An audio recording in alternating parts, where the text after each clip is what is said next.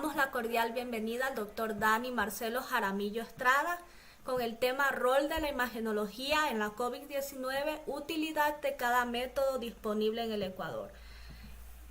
Él es médico general, especialista en imagenología. Se ha desempeñado como médico residente del Servicio de Imagenología del Hospital Especialidades SAM, médico residente del Servicio de Imagenología del Hospital Inglés, médico residente del Servicio de Imagenología Centro Radiológico Llamont, posgrado en la especialidad de Imagenología del Ministerio de Salud Pública, médico general en funciones hospitalarias del Ministerio de Salud Pública, médico general del primer nivel de salud del Ministerio de Salud Pública. Le damos la más cordial bienvenida. Adelante, doctor Dani, con su presentación.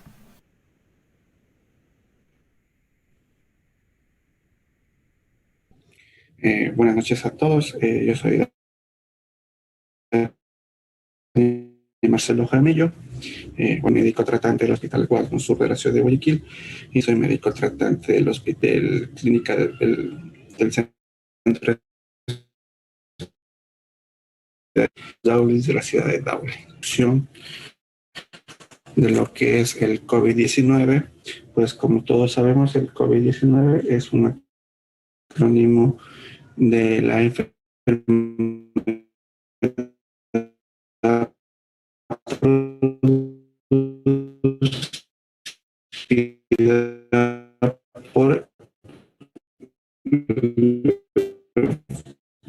por el coronavirus 19, porque fue descrita por primera vez en el año 2000 esta enfermedad.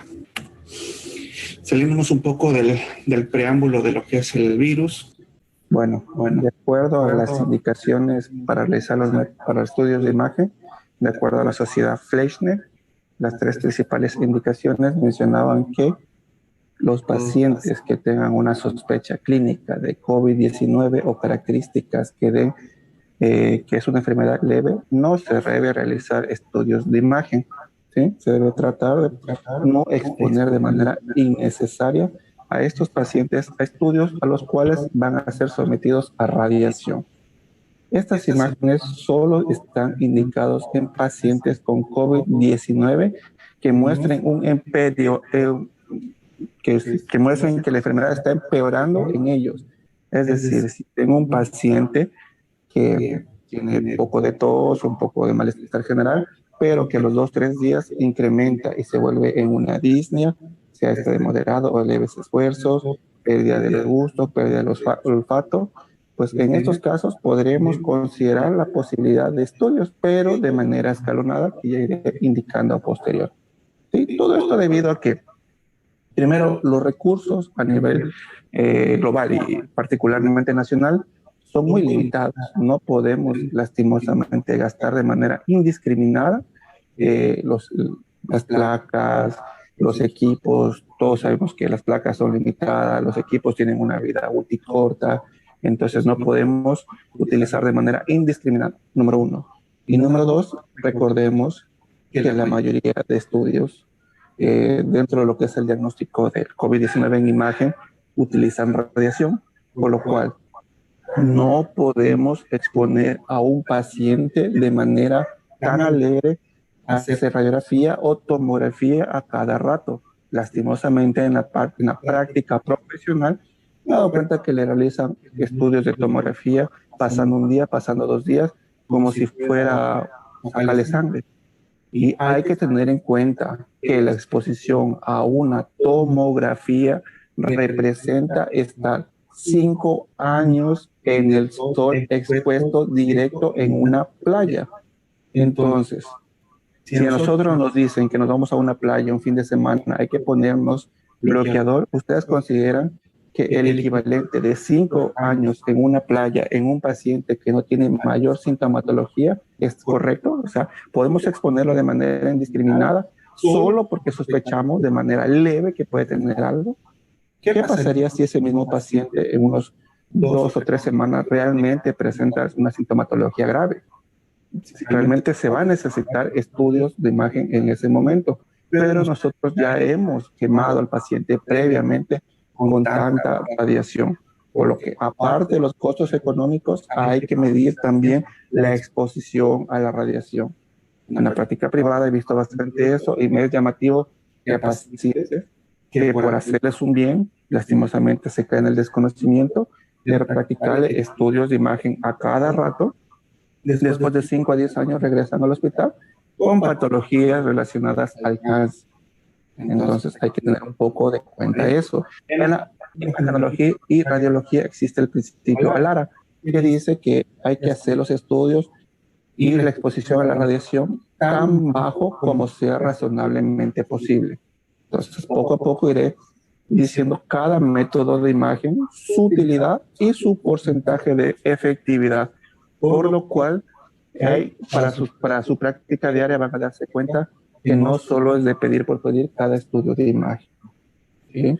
Entonces, ¿cuáles son los estudios que tenemos básicamente disponibles en el país? Pues es la radiografía de tórax, la tomografía de tórax y realmente en pocos centros la ecografía de tórax.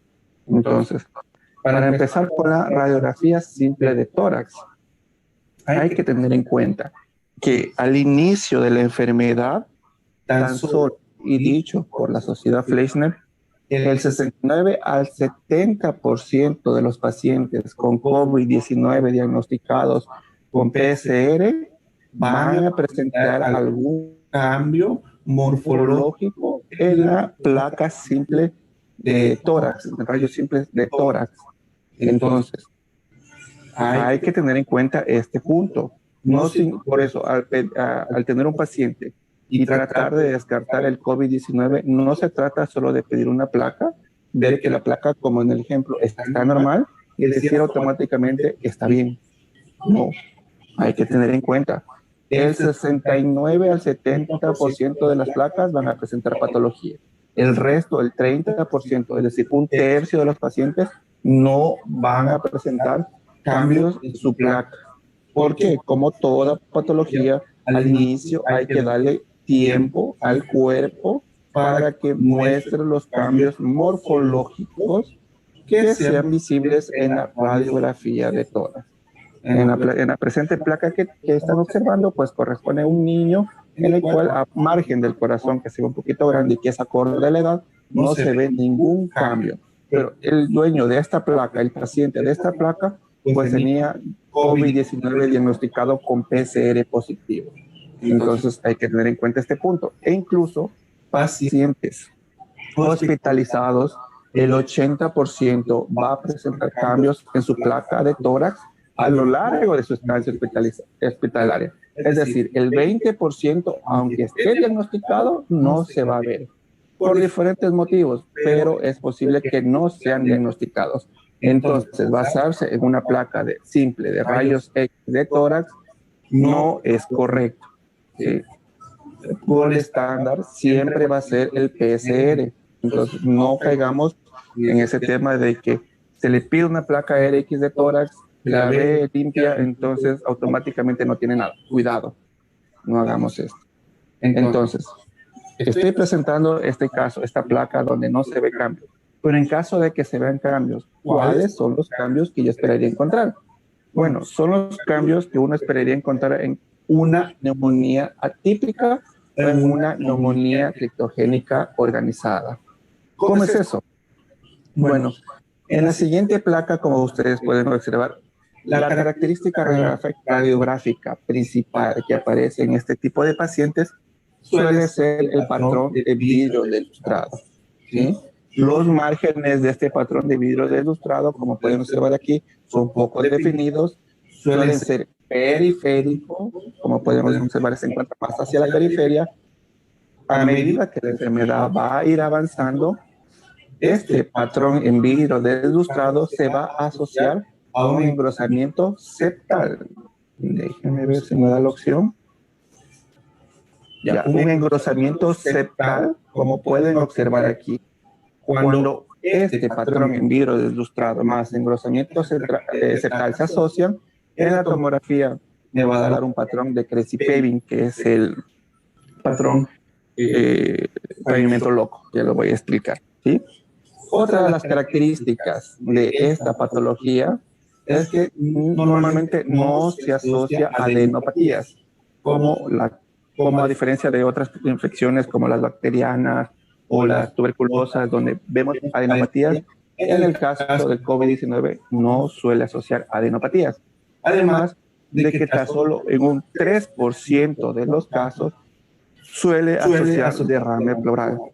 Entonces, si vemos adenopatías o vemos derrame pleural o no es COVID-19 o asocia una infección bacteriana y o tuberculosa acompañante. Entonces, siempre el contexto clínico es muy importante en este paciente. Entonces, aquí como pueden observar,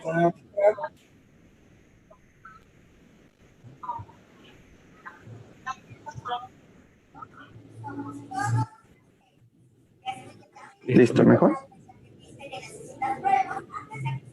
Bueno, a medida que la patología va a ir avanzando, el patrón en vídeo del ilustrado va a asociarse a patrón de consolidación. Como pueden observar aquí, en la periferia y a nivel basal hay una consolidación asociada al patrón en vídeo del ilustrado. Además, como pueden observar aquí, tenemos broncograma aéreo, ¿sí? Entonces se puede observar aquí la columna de aire que se encuentra dentro de lo que es la consolidación. La tomografía. Bueno, según la Sociedad Radiológica de América del Norte, ha publicado un consenso en el cual la tomografía menciona que tiene una sensibilidad del 94% aproximadamente para la caracterización del COVID-19, pero tiene una especificidad del 34%. Es decir, es sensible, me diagnostica, me permite ver, tengo una patología, pero solo en el 34% de los casos la patología es tan característica del COVID-19 que yo puedo indicar que muy probablemente sea un COVID-19. Un 66% de los casos, aunque vea la patología, no puedo decir por tomografía, esto es COVID-19 y no hay duda. Entonces hay que tener en cuenta esto, porque también se ve bastante el error de decir, la tomografía es positiva o negativa para COVID-19. No. El contexto clínico y el PCR manda. Además, que como antes mencioné, sensibilidad del 94%. Ese 6% restante se ha visto que se da en las primeras 48 horas de haber comenzado los síntomas, en los cuales, aunque el paciente tenga una sintomatología florida, la tomografía se ve limpia. Y me ha pasado en realidad. Yo en la práctica diaria he visto muchos pacientes que me llegan con disnea, con malestar, con pérdida de olfato y todo lo demás. Y la tomografía es bien. No veo absolutamente nada. Pero me llegan a los 5 días y tengo una tomografía realmente llorar. O sea, es una afectación increíble, la evolución tan rápida como se puede dar. Y que lastimosamente compañeros médicos que han atendido a estos pacientes los catalogan como normales, siguen haciendo su vida diaria, siguen contagiando el resto, y lastimosamente estos pacientes se han complicado. Entonces, ¿cuáles son los hallazgos típicos de COVID-19 en la tomografía? Bueno, el primero y el más común es la opacidad en vidrio del ilustrado multifocal, que su distribución suele ser basal y periférica. La demarcación, los márgenes suelen ser indistintos, asocian un engrosamiento vascular. Estos parches de infiltración suelen ser redondeados.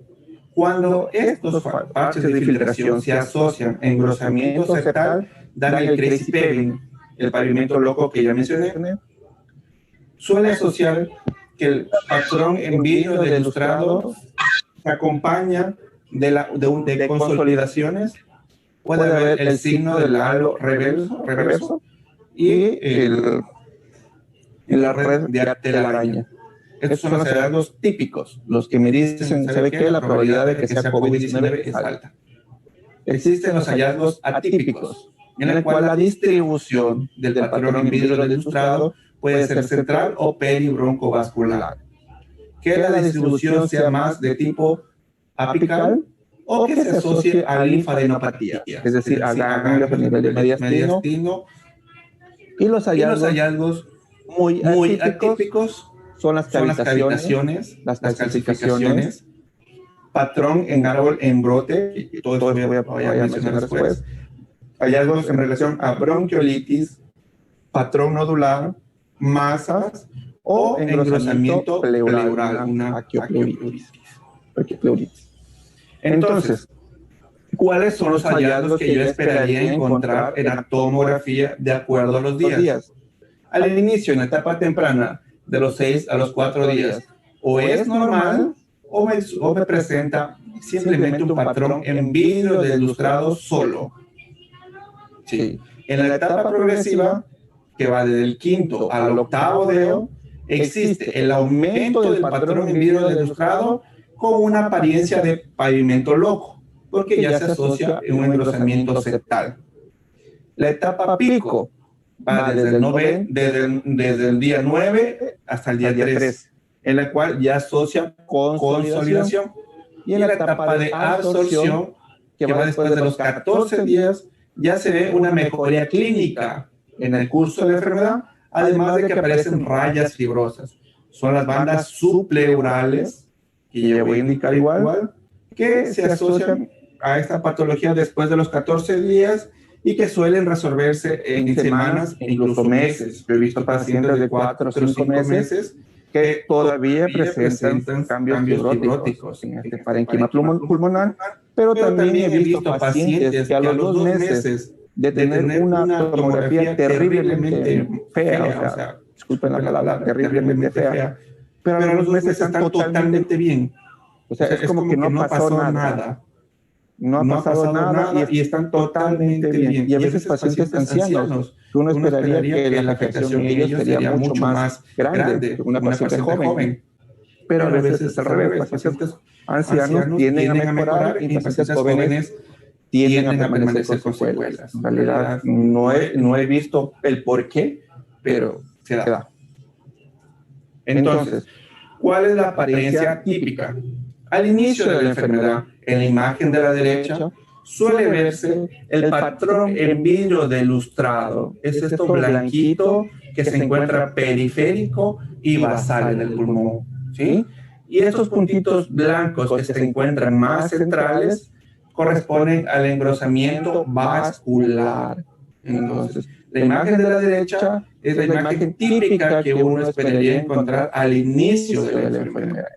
La imagen de la izquierda, además del patrón en vidrio del ilustrado, como ustedes pueden observar aquí, hay un engrosamiento del intersticio, que a medida que ese engrosamiento se va haciendo más evidente, suele dar el típico patrón en pavimento loco. Ustedes van a decir, ¿cuál es el pavimento loco? No sé si ustedes en la calle han visto cuando ponen ese azulejos, estas cosas así, pero que no tienen un patrón cuadriculado común, sino es como pedazos distribuidos, que no tienen un patrón definido, simplemente es como que pegaron un pedazo de uno, otro pedazo de otro pedazo de otro, que va a dar esta característica, la que tienen aquí. Tienen el patrón en vidrio del ilustrado más el engrosamiento, que ya es más evidente, es más grande, que me fracciona el patrón en vidrio del ilustrado y que me da esa imagen de varios cuadritos irregulares distribuidos. A medida que va avanzando la enfermedad, ya se va asociando también a un patrón consolidativo. ¿Sí? Ahora, esos son los hallazgos típicos. La apariencia indeterminada. Estos pacientes por lo general presentan una característica de que me dice que es una patología, pero no es específico COVID-19. Como puede ser COVID-19, puede ser también cualquier otro tipo de enfermedad, otra neumonía atípica, sobre todo las virales. Entonces, si yo en la práctica diaria recibo un paciente en la imagen 1 y solo obtengo esta imagen aquí, donde observo un patrón en vidrio ilustrado en un solo lado, poco definido y nada más, yo no podría decir esto es COVID-19. Eso puede ser tranquilamente cualquier otro tipo de infección viral. Así también como en la imagen 2, la imagen 3, la imagen 4. Si yo veo como en la imagen 4 un patrón consolidativo único, en realidad para mí es complicado decir esto es COVID-19. ¿Por qué? Porque además, lastimosamente, uno como imagenólogo carece de mucha información clínica. Por lo general, no sé, los médicos, los personal de salud que solicitan los estudios consideran que nosotros somos adivinos. Consideran que nosotros somos adivinos. Y nosotros somos médicos, somos médicos, especialistas. Entonces, la parte clínica manda, porque yo no sé si ese paciente, por decir algo, consume drogas. Entonces, ¿cómo puedo descartar que la imagen del gráfico 4 no sea una embolia? Gráfico 4 no sea una embolia por consumo de drogas. Por infarto. Por consumo de drogas. Entonces hay que tener en cuenta, esa es la apariencia indeterminada en la cual yo veo solo una o escasas características. Entonces, para el COVID-19. Hay que tener en cuenta, esa es la apariencia, escasas características para el COVID-19. Aquí tengo también otro gráfico donde como pueden observar aquí tengo unas imágenes nodulares, unos nódulos basales, asocio engrosamiento basal, y un incremento difuso de la densidad pulmonar. Que a ese nivel a veces es muy difícil decir esto es patrón en vidrio ilustrado, porque muchas de las veces que los pacientes no respiran bien, pulmón colapsa un poco y hace de que la densidad incremente, que cuando se vuelve a repetir el estudio está totalmente normal, porque simplemente fue que el paciente respiró y hizo que el pulmón se disminuyera su volumen, incrementara su densidad.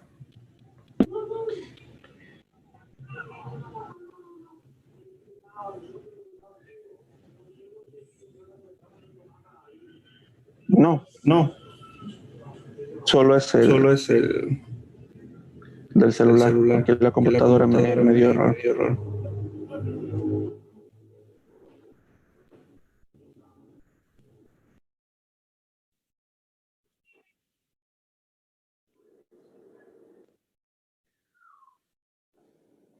Ya. Como pueden observar aquí, también existe otro paciente en el cual tenemos una masa basal, ¿sí? Y tenemos una cavitación con paredes engrosadas. Igual, este paciente podría corresponder al COVID-19, sí, podría corresponder, pero por parte de imagen sería muy difícil decir, sí, esto es COVID-19. Mi primera opción sería una tuberculosis o metástasis de algún cáncer de otro lado que ha sido cavitado. Y también estudios negativos para neumonía, en la cual, como pueden observar aquí, tengo unos pulmones totalmente limpios. No tengo ningún tipo de infiltración, no tengo ningún tipo de lesión, y que este tipo de patrón se puede observar sobre todo al inicio de la enfermedad, aunque la tenga, pero por ser un estadio muy temprano, pues no voy a ver nada. Entonces, tener en cuenta, el método de diagnóstico para el COVID-19 siempre va a ser el PCR. Por eso ustedes han visto que muchas de las veces no solicitan tomografía para ingresar a un país, utilizan el PCR, porque la tomografía es un método de complemento para el diagnóstico, para valorar gravedad, no como un diagnóstico gold estándar que me dice si sí o si no, sino para complementar y valorar gravedad, nada más, y que debe ser utilizado en caso de gravedad. no de manera olímpica cada corto periodo de tiempo para ver cómo va, porque aparte de los costos y todo lo demás, estoy haciendo un terrible daño a mi paciente. Entonces, como pueden observar aquí, pues tengo unos estudios completamente normales, donde el trama vascular, el mediastino, la tráquea se ve completamente normal. Entonces, nosotros, para emitir los informes, ¿cómo hacemos o cómo catalogamos? Pues la Sociedad Holandesa de Radiología expidió, y en realidad esta es una de las clasificaciones más utilizadas, el CORRATS, que es la clasificación radiológica del coronavirus. Entonces, el CORRATS 1 es un paciente que tiene una tomografía totalmente normal, un CORRATS 2 con alteraciones que no van de acuerdo a un coronavirus, es decir, puedo encontrar con engrosamiento, signos claros de fibrosis, signos claros de neumonía bacteriana, entonces me ayudan a descartar de gran manera. La probabilidad es baja. Una indeterminada, como antes indiqué, que puede haber un solo foco de patrón en vidrio ilustrado o un solo foco de engrosamiento septal, o puede haber focos de engrosamiento de bandas subpleurales en que pueden corresponder al CORRATS sí, al COVID sí, pero también pueden corresponder a fibrosis, pueden corresponder a otras patologías. Es muy determinado. CORRATS 4 cuando es alta, es decir, cuando yo encuentro un patrón en vidrio ilustrado y un patrón consolidativo, y bueno, existe una alta posibilidad porque ya tengo más patrones. Un muy alto, que es el típico COVID-19, en el cual que veo patrón en vidrio ilustrado, engrosamiento vascular, engrosamiento septal, patrón consolidativo, distribución típica, en el cual a mí ya me dice, ¿sabe qué? Este es un estudio muy altamente sugestivo de COVID-19. Y CORRATS es el PCR positivo. O sea, aquí ya no hay pierde, tiene PCR positivo, aunque la tomografía me salga muy, muy sutil, pues es CORRATS 6 porque el PCR mata. ¿Qué voy a reportar? Pues el primer parámetro debe ser dado por el médico solicitante. Muchas veces no tenemos esa información, no hay días. ¿Cuáles son los hallazgos? Voy a reportar el patrón en vidrio ilustrado, hay o no hay, la consolidación, la distribución, existe o no existe el crazy baby, existe o no existe el signo del halo, el signo de la telaraña, el engrosamiento vascular, existe o no existe el derrame pleural, o si es que existen nódulos linfáticos. Catalogarlo, qué tipo de CORRATS es, el índice de severidad, es decir, cuánto me afecta del pulmón, un 5%, 10%, 15, 20, 50, 70, dependiendo las comorbilidades, es decir, aunque yo vea que mis pulmones tienen un CORRATS 5 de la severidad severa, no me deja de ver que también tiene, por decir algo, una ginecomastia, o que tiene una infiltración grasa, o que tiene quistes hepáticos, o cualquier otro tipo de patología. Me pasó en una ocasión que me pidieron una tomografía de tórax, tenía un CORRATS 4, pero a su vez también tenía un absceso hepático. Entonces, no solo voy a reportar pulmones, sino también voy a reportar lo que se encuentra en la periferia, hígado o tiroides, donde muchas de las veces también he visto bocios multinodulares con extensión intratorácica y todas esas cosas, ¿sí? Y al final la conclusión va a ser mi CORRATS, es decir, CORRATS 1, CORRATS 2, CORRATS 3, CORRATS 4, dependiendo del grado de probabilidad que corresponda a COVID-19, más el índice de severidad, que si es leve o moderado o severo. La RSNA realizó un estudio en el cual menciona que las probabilidades de que un estudio típico, el CORRATS 5, el típico, el que me dice, sabes que esto es muy altamente sugestivo de COVID-19, el 76 al 96% de los casos sí fue COVID-19. Vean que aunque los hallazgos sean muy típicos, hasta uno de cada 4 de los casos no corresponde a COVID-19, ¿sí? Porque no solo existe el COVID-19, existen muchas enfermedades que pueden simularla. Que cuando existen exploraciones indeterminadas, del 51 al 64 de los casos correspondieron a COVID-19. Cuando son exploraciones atípicas, del 2.8 al 5.3, es decir, uno de cada 20 pacientes, aunque no sea lo típico, correspondió a COVID-19. Y que estudios negativos, es decir, tomografía totalmente limpia, del 20 al 25% de los casos sí fueron COVID-19, aunque la tomografía fue normal. ¿Por qué? Porque en ocasiones o la enfermedad no se manifiesta por tomografía o fue realizado el estudio muy tempranamente.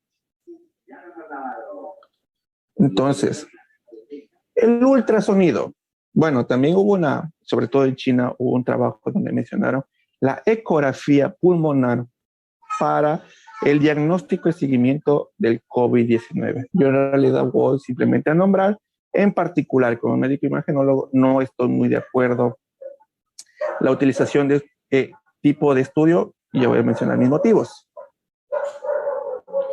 ¿Cómo se hace? Bueno, ellos sugieren el protocolo Blue, que en realidad es el ultrasonido de emergencia pulmonar al lado de la cama, en el cual ellos mencionan que dividen al tórax en 6 partes, 2 anteriores, 2 debajo de la axila y 2 en tórax posterior de cada lado, ¿sí? Como límite de referencia, como límite entre parte superior e inferior, la tetilla. Entonces, ellos mencionan que cuáles son las ventajas de realizar el ultrasonido. Bueno, que se le puede realizar al lado de la cama del paciente, que no se le va a exponer a radiación ionizante, que no va a ser trasladado a otros servicios, que no se va a ser llevado y se va a exponer de manera innecesaria a un tecnólogo de radiología y todo lo demás, y que siempre va a estar disponible al pie de la cama para realizar los estudios. Pero tiene las inconvenientes que depende de las habilidades del médico que vaya a realizar. 1, 2, que voy a exponer de manera innecesaria a un médico imagenólogo que haga el estudio. ¿Por qué? O puedo exponer a más personas. Porque primero, puedo llamar a un médico que no tiene experiencia y me va a hacer un estudio que en realidad no va a servir para nada. Entonces, ya expuse a esa persona y voy a tener que llamar a otra persona, así hasta que encuentre a alguien que realmente sepa hacer.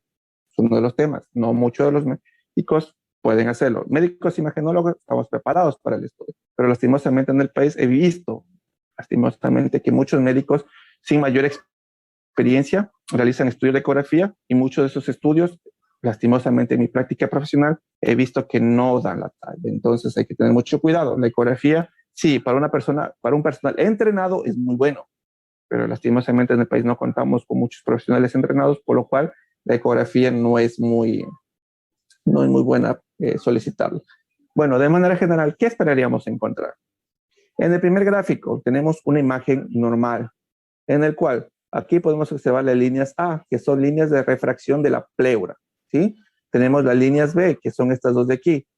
Las líneas B igual son puntos donde contacta la pleura con la pared, en el cual se ve una reverberancia blanca y que lo normal es que sean menos de 2 por cada campo pulmonar, por cada espacio intercostal, ¿sí? También tenemos el signo del murciélago, en el cual corresponde a la sala lo que está por encima de las costillas y el cuerpo, el espacio intercostal, ¿sí? En modo M podemos observar aquí el signo de la playa, en el cual corresponde a la orilla de la playa, el movimiento del pulmón, y a la playa como tal, pues al músculo que me dan en el modo M. Tenemos aquí que en caso de que exista más de dos líneas B, podemos observar aquí en cada espacio, pues me va a dar un patrón B1. ¿Qué me quieren decir? Que hay un engrosamiento septal, ¿sí? Aquí tengo un B2 en el cual el engrosamiento septal ya es más, es decir, aquí no solo tengo 2 líneas B, tengo 1, 2, 3, 4, 5 líneas B, que me quiere decir que el engrosamiento septal es más florido. En la imagen inferior, pues aquí tenemos el caso de 2 consolidaciones pulmonares, en el cual dentro de la consolidación pulmonar tengo focos de aire que corresponden a un broncograma aéreo, ¿sí? Como ustedes pueden ver, la utilidad es bastante, muy bonita y todo lo demás, pero hay que conocer el tema, ¿sí? Además de que esta patología va a ser valorada y va a ser de mejor utilidad si es que la enfermedad se encuentra periférica. Si la enfermedad es central o un acceso muy limitado, pues va a ser muy difícil hacer todo esto. Además que hay que tener en cuenta que muchos de los pacientes que se encuentran encamados no es que están precisamente fáciles para movilizar. Es muy difícil movilizar, es muy difícil hacer un estudio correcto, por lo cual en nuestra realidad es muy complicado pedir o realizar estos estudios, ¿sí? Como pueden observar aquí tengo un paciente donde tengo un patrón en vidrio ilustrado con un engrosamiento septal periférico.